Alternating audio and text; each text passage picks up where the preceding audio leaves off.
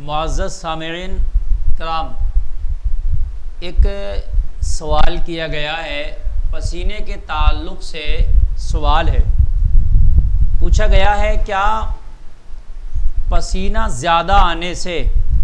کپڑا ناپاک ہو جاتا ہے؟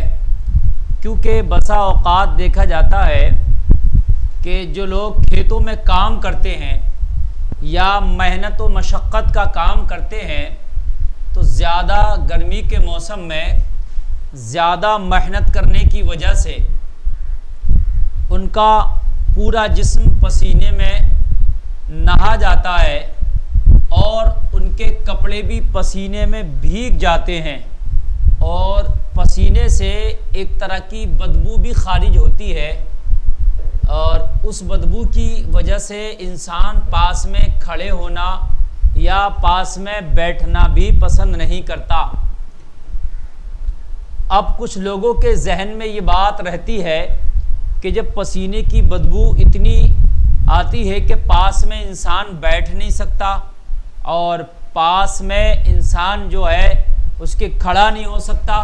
تو آیا زیادہ پسینہ آنے سے اور زیادہ کپڑے پسینے میں بھیگ جانے سے تو کیا کپڑا پاک رہے گا؟ اس کپڑے سے ہم نماز پڑھ سکتے ہیں یا ہم اس کپڑے سے قرآن کی تلاوت کر سکتے ہیں؟ اور ایک اس کے اندر اور مسئلہ ہے، کچھ لوگ یہ بھی سوال کرتے ہیں کیا زیادہ پسینہ آنے سے وضو بھی ٹوٹ جاتا ہے؟ جیسے کہ پیشاب کرنے سے وضو ٹوٹ جاتا ہے، تو یہ بھی پسینہ ایک طرح کا پانی کی قسم میں سے ہے، یعنی جیسا پانی ہوتا ہے اسی کی طرح ہے، تو کیا جسم سے یہ زیادہ پسینہ نکلتا ہے اس کی وجہ سے بھی وضو ٹوٹ جاتا ہے؟ تو یہ دو تین اہم باتیں ہیں جن کا میں خلاصہ کروں گا کہ زیادہ پسینہ آنے سے وضو ٹوٹتا ہے کہ نہیں ٹوٹتا ہے، پسینہ آنے سے کپڑے بھیگ جانے سے کیا کپڑا ناپاک ہوتا ہے کہ نہیں ہوتا ہے، پسینہ اگر زیادہ آیا تو ہم اس کپڑے سے جو پسینے میں بھیگ گیا بنا غسل کیے بنا وضو کیے نماز پڑھ سکتے ہیں، قرآن پڑھ سکتے ہیں، تلاوت کر سکتے ہیں، کوئی اس کے اندر قباحت ہے کہ نہیں ہے؟ یہ سارے معاملات ہیں۔ تو دیکھیے میں آپ کو بتاؤں، پسینہ اگر کسی شخص کو آ جائے کام کرنے کی وجہ سے یا زیادہ گرمی کی وجہ سے، تو پسینہ آنے سے پسینہ کم ہو یا زیادہ، اگرچہ تھوڑا آیا جو اس کا جسم ہی پسینے میں بھیگا یا زیادہ پسینہ آیا کہ اس کے کپڑے بھی پسینے میں بھیگ گئے، تو بھی کپڑے ناپاک نہیں ہوں گے۔ یعنی پسینہ آنے سے نہ ہی تو انسان کا جسم ناپاک ہوتا ہے اور پسینہ میں کپڑے بھیگ جانے سے نہ ہی تو انسان کا کپڑا ناپاک ہوتا ہے۔ یعنی پسینے کے کپڑے اور بدن سے انسان قرآن کی تلاوت بھی کر سکتا ہے، انسان نماز بھی پڑھ سکتا ہے اور دوسری عبادات اور وظائف وغیرہ بھی کر سکتا ہے۔ اس لیے کہ پسینے کا آج یہ سوال کیا جا رہا ہے، لیکن آج سے 200-300 برس پہلے جائیے اور صحابہ کے زمانے میں جائیے آپ 1300-1400 برس پہلے، تو آپ کو پتہ چلے گا کہ اس وقت تو اے سی کا تصور بھی نہیں تھا، اس وقت یہ فین، سیلنگ فین کا، ٹیبل فین کا تصور بھی نہیں تھا، اس وقت تو کسی کولر وغیرہ کا تصور بھی نہیں تھا، اگر قدرتی ہوا چلی تو چلی، لیکن زیادہ تر گرمیاں ہوتی تھی اور صحابہ کرام رضوان اللہ تعالی علیہم اجمعین اکثر محنت کا کام کیا کرتے تھے، اور ان کا ایسی کاریں گاڑیاں تو تھی نہیں کہ اے سی چلتی، اونٹ گھوڑے خچر اور پیدل کے سفر ہوتے تھے، تو ان کو تو اکثر پسینہ آتا تھا اور اکثر ان کے کپڑے پسینے میں بھیگ جاتے تھے، لیکن اس کے بعد وہ اپنی عبادت اسی طرح سے کرتے تھے، اس لیے کہ پسینہ جو ہے ناپاک نہیں ہوتا ہے تو اس سے کپڑا بھی ناپاک نہیں ہوگا، بدن بھی ناپاک نہیں ہوگا۔ تو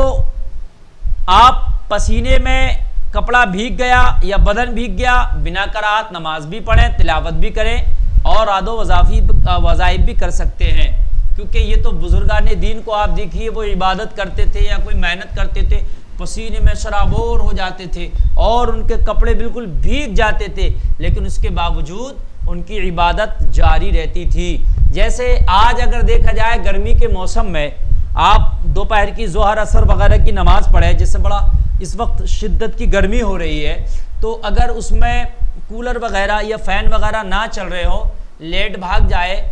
کرنٹ چلا جائے، تو اگر پنکھے نہ چل رہے ہو تو آپ دیکھیں گے کہ عجیب سا گرمی کے اندر ایک ہیٹ ہو جاتی ہے لوگوں کی وجہ سے، تو سب پسینے میں نہا جاتے ہیں، ان کے کپڑے بھی پسینے میں بھیگ جاتے ہیں، تو کیا نماز نہیں ہوگی؟ سب کی نماز ہوتی ہے، پسینے کی وجہ سے جو ہے کپڑا ناپاک نہیں ہوتا۔ کیا وضو ٹوٹ جاتا ہے؟ تو جب کپڑا ناپاک نہیں ہوگا اور جب بدن ناپاک نہیں ہوگا تو پھر پسینے کی وجہ سے وضو بھی نہیں ٹوٹے گا۔ اگر آپ نے وضو کر لیا تھا اور وضو کرنے کے بعد آپ کو پسینہ آ گیا تو یہ نواقض وضو میں سے نہیں ہے، یعنی جن چیزوں سے وضو ٹوٹ جاتا ہے ان چیزوں میں یہ پسینہ نہیں آتا ہے۔ پسینہ آنے سے وضو ہرگز نہیں ٹوٹتا ہے، اس چیز کو ذہن میں رکھیے گا۔ تو پسینہ جو ہے کوئی ناپاک چیز نہیں ہے، ہاں ایک طرح کی بدبو ضرور آتی ہے، تو اگر پسینہ زیادہ کسی کو آ گیا اور کپڑے میں بھی بدبو آ رہی ہے تو اس کو نہا لینا چاہیے، غسل کر لینا چاہیے اور پھر وہ کپڑا چینج کر لینا چاہیے یا دھل کے اس کو پہن لینا چاہیے۔ اس کی وجہ یہ ہے بدبو آتی ہے تو کسی کے برابر میں اگر آپ بیٹھیں گے تو اسے تکلیف ہوگی اور اسے برا لگے گا اور وہ آپ کے پاس نہ بیٹھنا پسند کرے گا نہ کھڑے ہونا پسند کرے گا۔ بہت سے لوگوں کی عادت ہوتی ہے عام طور سے پسینے کے کپڑے ہیں اور وہ ایسے ہی خشک ہو گیا پسینہ اور پھر وہ نہانے میں 2-3 دن لگا دیتے ہیں، تو یہ ایک خلاف ہے اس کے بھی کہ سرکار نے فرمایا جو ہے صفائی آدھا ایمان ہے، تو یہ پسینہ ایک صفائی کے غیر تو ہو جائے گا، یعنی صفائی کو سرکار نے پسند فرمایا، اب پسینے کے کپڑے ہو گئے، عجیب سی بدبو آ رہی ہے بدن سے، پھر وہ صفائی نہیں رہی، پھر ہم جو ہے صفائی کے خلاف جا رہے ہیں۔ تو صاف رہنا چاہیے، سرکار نے پسند فرمایا، اسلام جو ہے صفائی کو پسند فرماتا ہے، تو اس لیے جو ہے غسل کر لینا چاہیے، نہا لینا چاہیے، اب کپڑا چینج کر لینا چاہیے، اگر اور بھی نہ ہو تو اس کو دھل کے کم سے کم پسینہ نکل جائے اور اس کی بدبو نکل جائے پھر پہن لینا چاہیے، تاکہ کہیں مجلس میں بیٹھے، مسجد میں بھی نماز پڑھنے کے لیے آپ جا رہے ہیں تو آپ کے برابر جو جماعت میں شخص کھڑا ہوگا اس کو اگر زیادہ پسینے کی بدبو آئے گی تو ظاہر سی بات ہے اس کو تکلیف دے گی اور اس کو پریشانی ہوگی اور آپ کے پاس میں اس کو کھڑا ہونا جو ہے پریشان کرے گا، تو اس لیے اس سے گریز کریں، نہا لے اور کپڑے کو صاف رکھے۔